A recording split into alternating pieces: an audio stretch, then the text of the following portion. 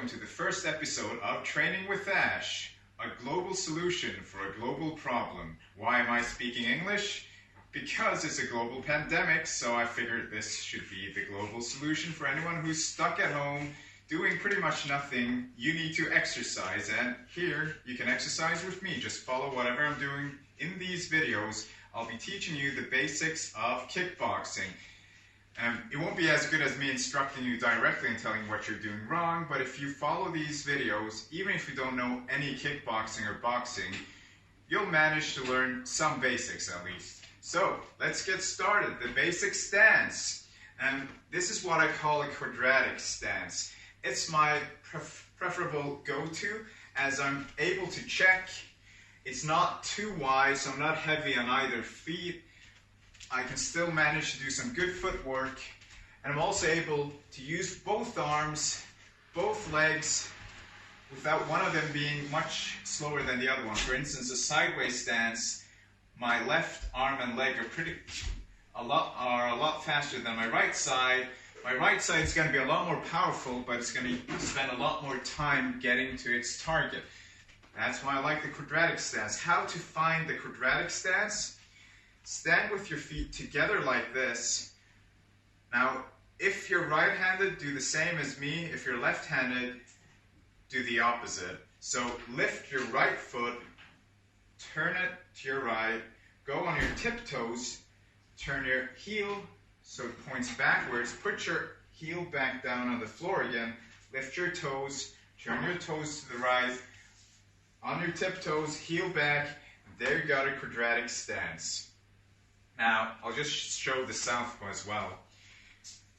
Left foot out, on your tiptoes, heel back, left toes out, and heel back. There's your quadratic stance.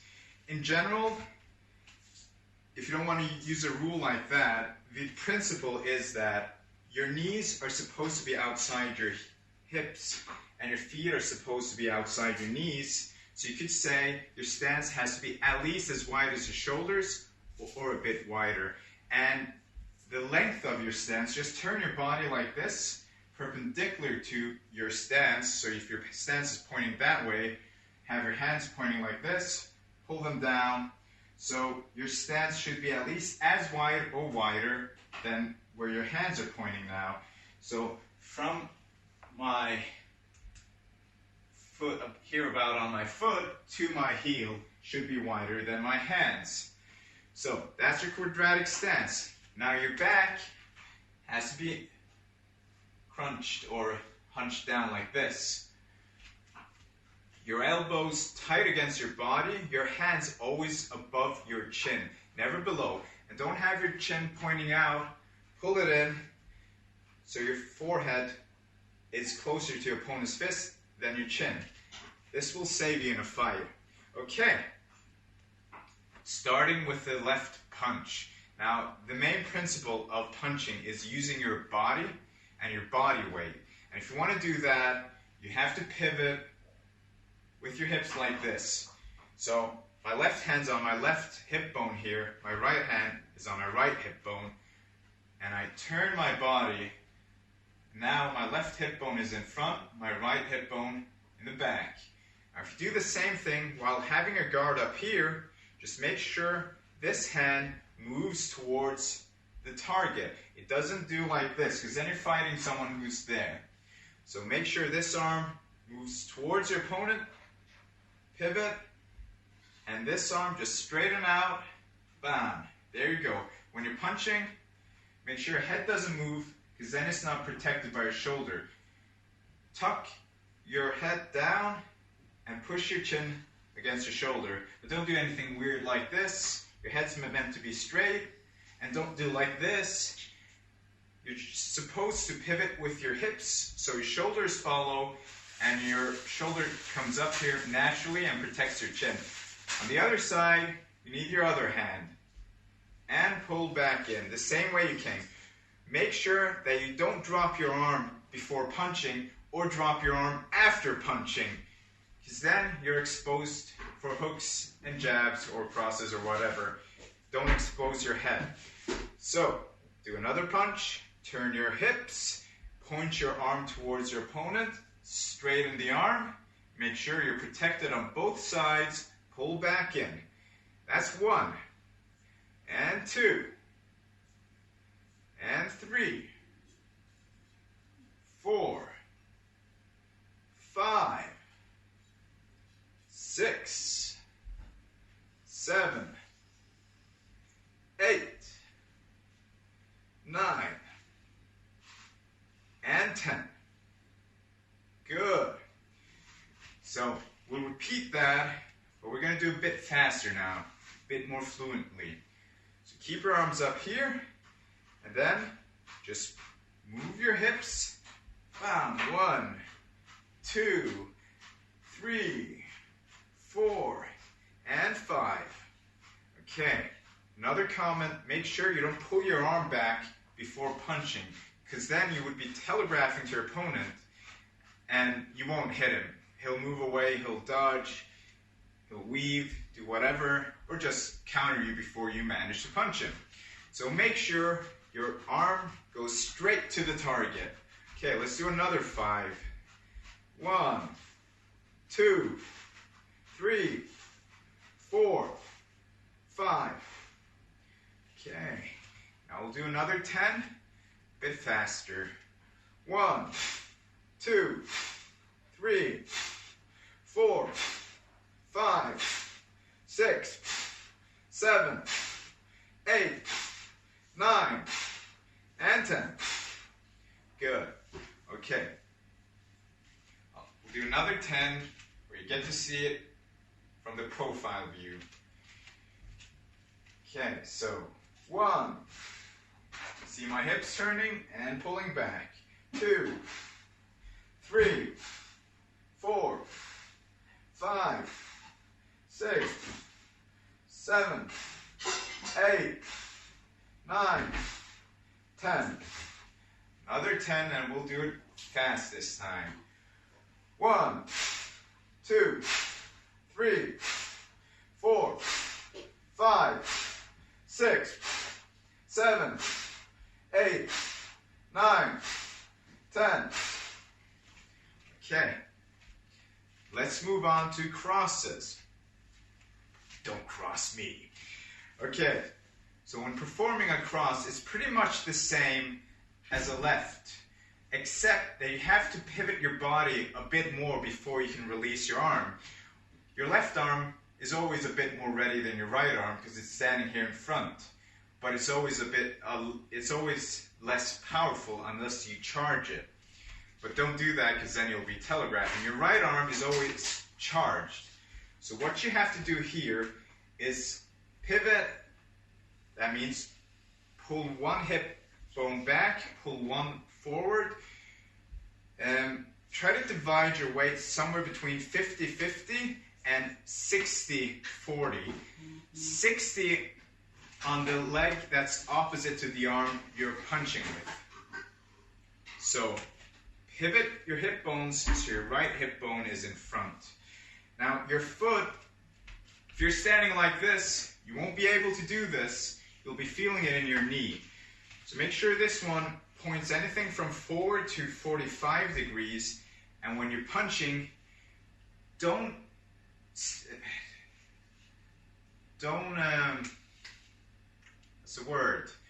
have it fixed down there.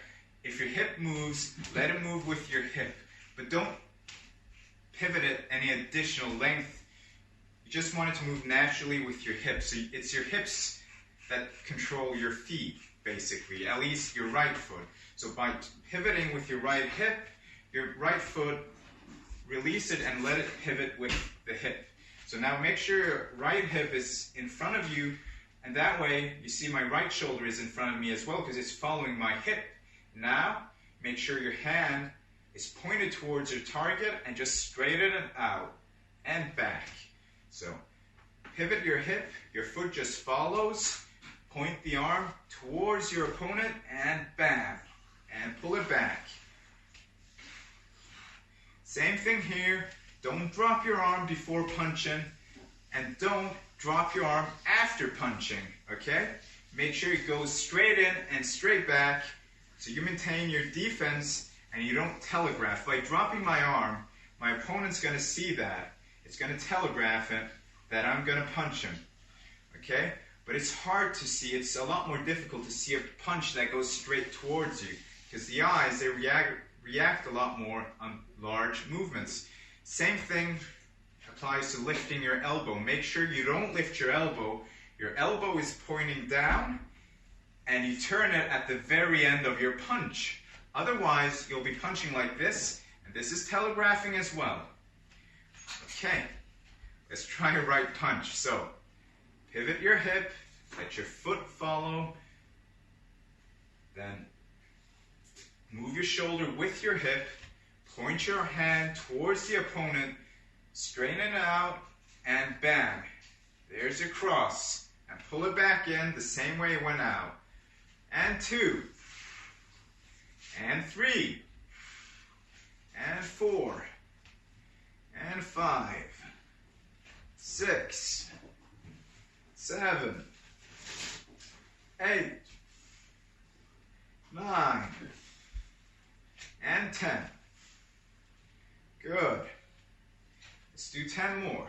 1, 2, 3, 4, 5, 6, 7, 8, 9, 10. From profile view, 10 slow ones. 1, 2, 3, 4, 5, 6, 7, 8, 9, and 10. Okay. We'll do 10 fast ones now. 1, 2, 3, 4, 5, 6, 7, 8, 9, 10. From profile view. 1, 2, 3, 4, 5, 6, 7, 8, 9, 10. Good. Another important detail is to never punch downwards, okay? As soon as I punch downwards, my shoulder goes down, which means I'm losing defense. Another good reason not to punch downwards is that when I'm punching upwards, this is kind of defending me. If my opponent is punching me, my arm's going on the inside of his arm, defending my chin. But if I'm punching downwards and he's punching upwards, he'll come over my arm and hit me. So make sure you're punching upwards. If your opponent's about your height, always try to stay lower than him. That way, you got better defense. You're always defending with your shoulders. You're always going on the inside of his arms, and he's not catching you. But if you're a lot taller than him, then you obviously can't do this. Okay, let's move on to front kicks. So, front kick, I want you to lift your foot straight up. This is all we're going to do. Just the left foot, left leg. Just lift the knee up and back down. Boom, back down.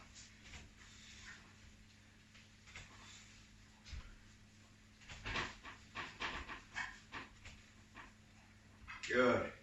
Now, I want you to lift that foot and use your hip, okay? So it's a combination of using your knee. That's a Taekwondo and Karate way of doing it. They just use their knees. Now the kick in Thai way, you use your hip as well. So you push with your hip, okay? But you're supposed to be in balance, so don't do this. Or push your body like that, because you're going to lose your balance. I want you to maintain your balance. So just lift your knee, then use your hip, boom, and back in.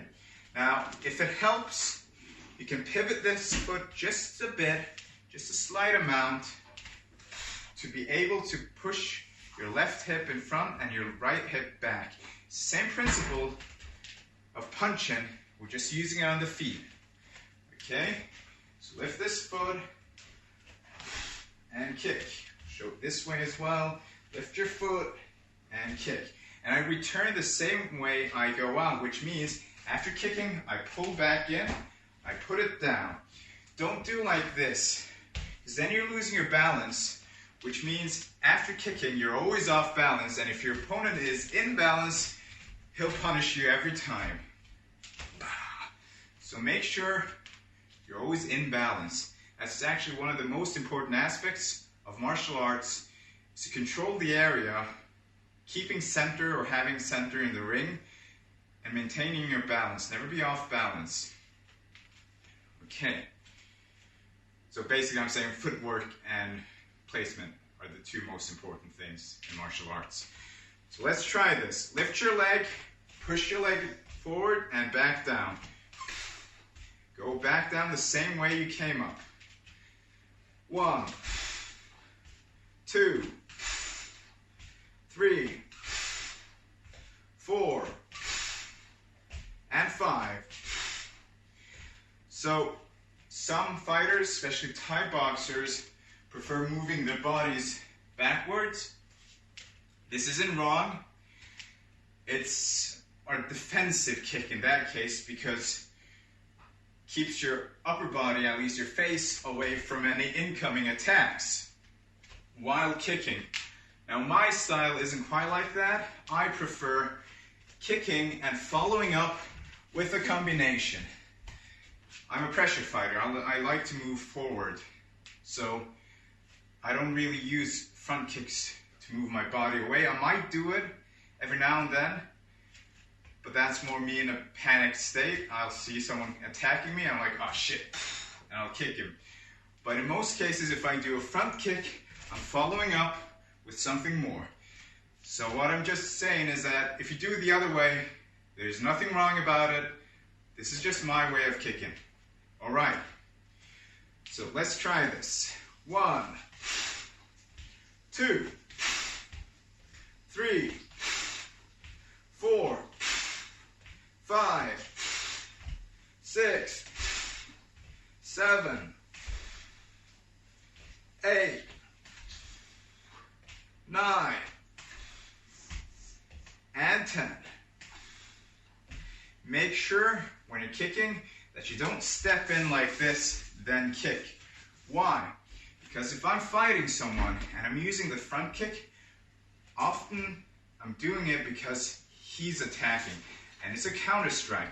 But if I move my feet, if I move my hind leg in like this, he'll punch me before I'm able to kick him.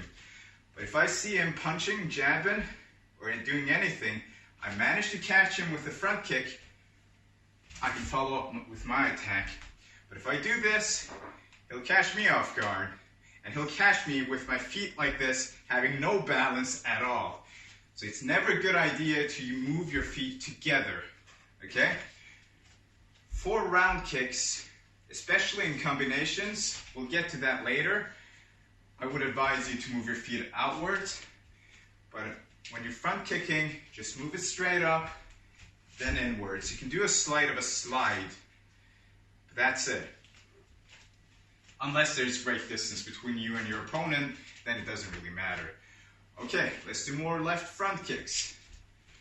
1, 2, 3, 4, 5, 6, 7, 8, 9, and 10. Okay, so where you're supposed to hit your opponent with your foot, well, I'm using this area. I don't know what you call it. You could also use your heel. There's nothing wrong with that.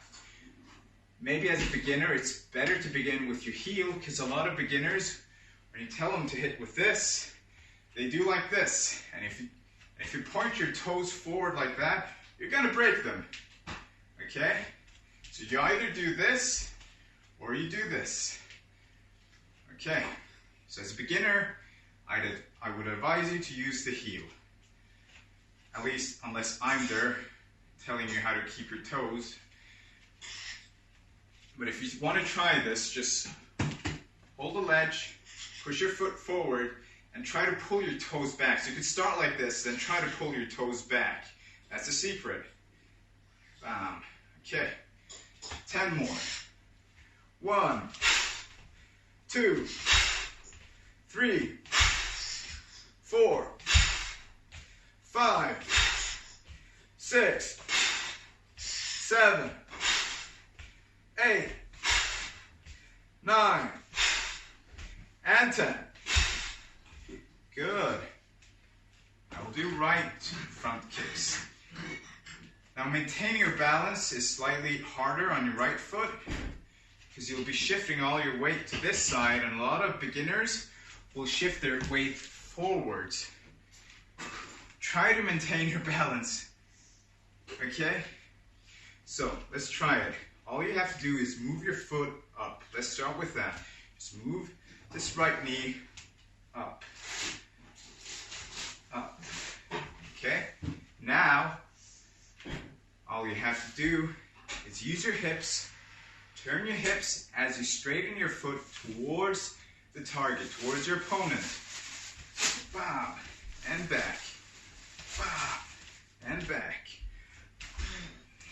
And back. You could also use your heel. Nothing wrong with that. If I'm doing a front kick to the head, I hit with the heel, but it's a quite different kick. You're not using your hips as much. It's more of a uppercut. Bam. Right now we're doing to the body. So use your hips. Okay, let's do 10 of these. 1, 2, 3, 4, 5, 6, 7, 8, 9, and 10. Good. Show a few from profile view. 5 from this side, 5 from the other. 1, 2, 3, 4, 5, 6. Sorry, that was more than 5. 1, 2, 3, 4, and 5. Good. Okay. Try doing them faster. 1, 2, 3, 4, 5, 6, 7, 8, 9, and 10. Good. Now, I gotta check to see if the camera is still filming.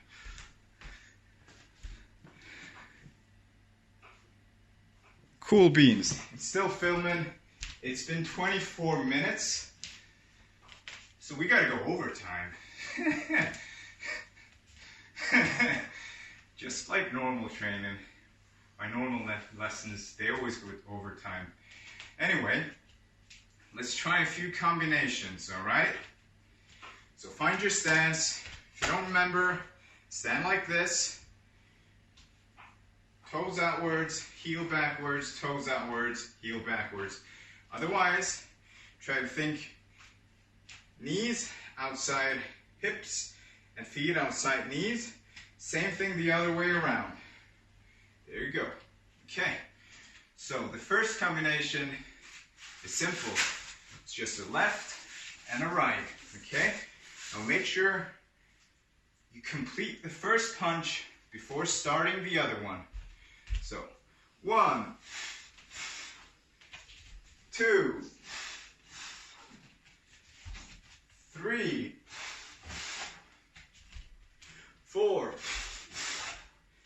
5, 6, 7, 8, 9, and 10. Good. Okay. Now we're going to try something different. 2 left punches. Okay, so 1 and 2. I prefer, now I'm talking about a double left, not what we're doing right now, because now we're doing a very technical double left. But in sparring, I prefer pulling this arm all the way back before punching the other one, because I prefer having 2 hard punches, not necessarily a very weak punch and a hard punch. It's just that whenever I spar with someone who does a double jab, and I know one of them isn't really powerful, I kind of charge through it. So to avoid anyone doing that to me, I try to make sure I've got 2 hard punches.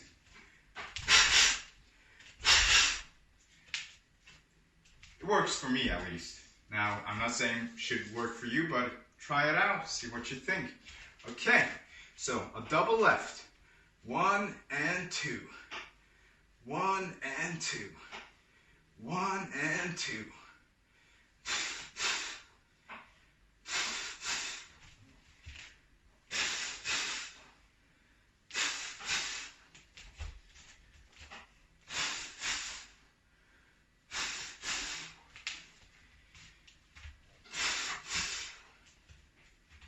Okay, let's try this. 1,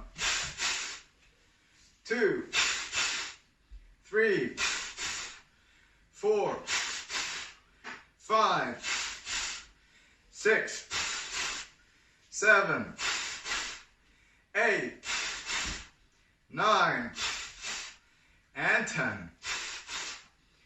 Good. Okay. Now we're going to expand on that. We're going to do the double left and follow up with a right. Okay? So left, left, and a right. Left, left, and a right.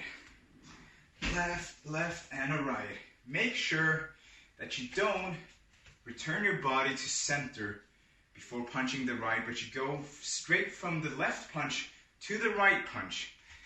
Now, what I mean is that, so you got the first left, that's fine, pull it back, shoot it out, but don't return to center, then punch the right one, but instead go left, pull it back, left, and straight from here, go to your right punch, okay? Otherwise you'll be wasting time, literally, and you'll never land a right punch if you always return to center. Let me show you from profile view. So left, pull it back, left and right. Let me show you from this side. Left, pull it back, left and right. Okay. Another reason for not pulling back to center is that when you punch your left punch, your right arm is supercharged. So make sure you use that charge instead of wasting it, returning to center and having it on the normal charge. Okay, let's try this. 1, 2, sorry, that's too fast. 3, 4, 5, 6, 7, 8, 9, 10. Good. We'll do them a bit faster now. 1, 2, 3, 4, 5, 6, 7, 8, 9, 10. Good. Okay. Now we'll try to do some kicking. Let's do the double jab, but with a jab and left kick. So, We're going to go left, then a left kick. 1 and 2. 1 and 2. 1 and 2. 1 and 2.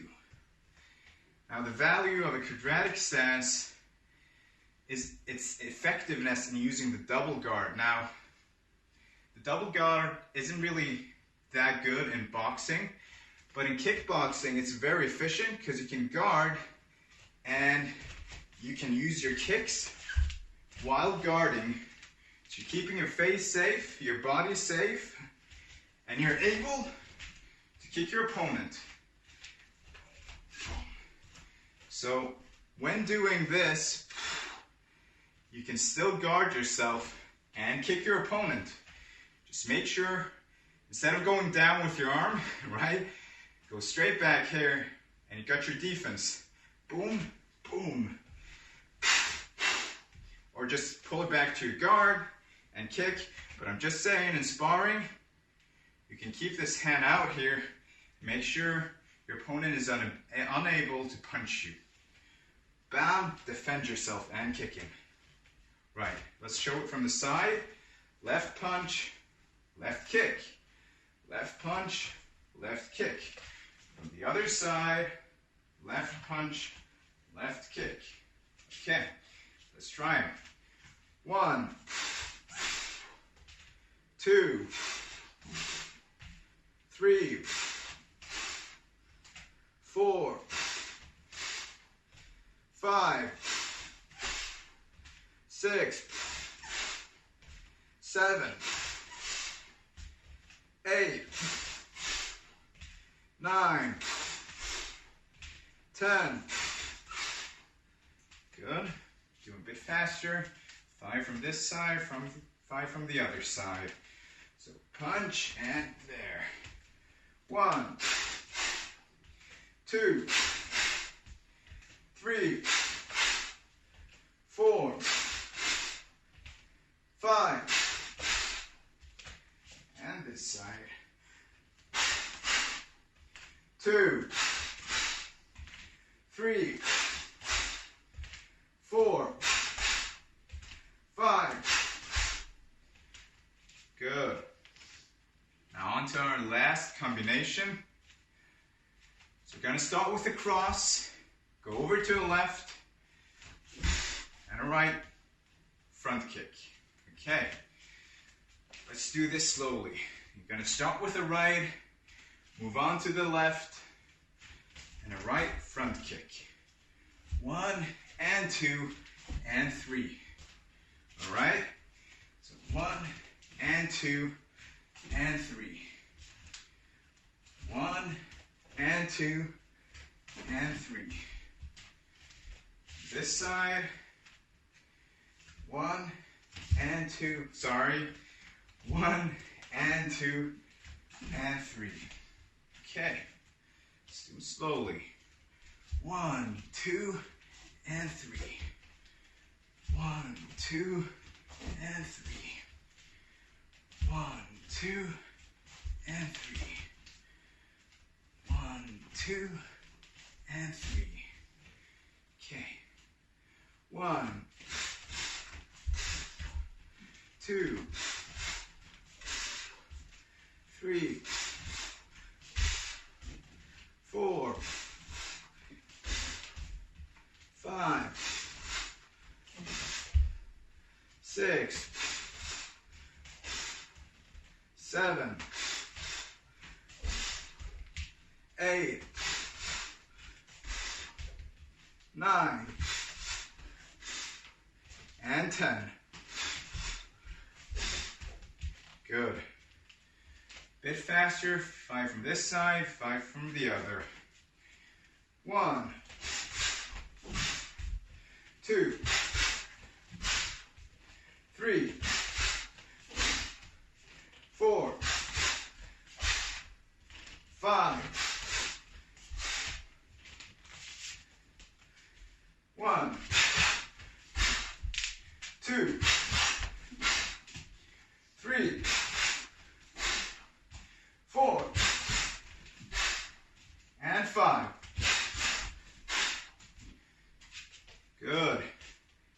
that's it. We'll move on to the strength training. Okay, we'll start with the push-ups. Now, if you want to do them on your knees, that's all right, but I'll advise you to start doing them on your feet. Do as many as you can without moving down to your feet, then do the rest on your knees, okay? I'm not sure if you're able to see me there, but I think it's going to be all right. I'll just move over here. All right, so move down and up. Okay, we're just going to do 10 of them. That was 1. Move down, stay here, and move up. Move down and up. Down, that's 3. Up, down, that's 4. Up. Up. Up. Up. Up. That's it. Okay. Sit-ups. You might consider having a cushion on your bottom or something. I don't use anything. I guess my butt's just too big or something. Anyway, down here, V-clap. So keep your hands here. Try to keep your feet above the ground, your back above the ground. And 1. And 2. And keep your knees as straight as you can. And 3. And 4. And 5. And 6. And 7. And 8. And 9. And 10. You might struggle a bit with the V-claps.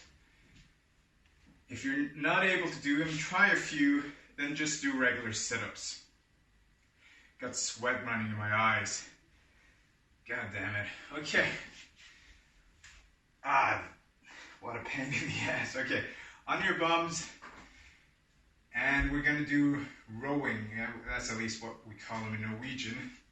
So, feet up here, go down, up and down. That's 2, 3, 4, 5, 6, 7, 8, 9, and 10. Good. And that's it for today. I hope you enjoyed the session.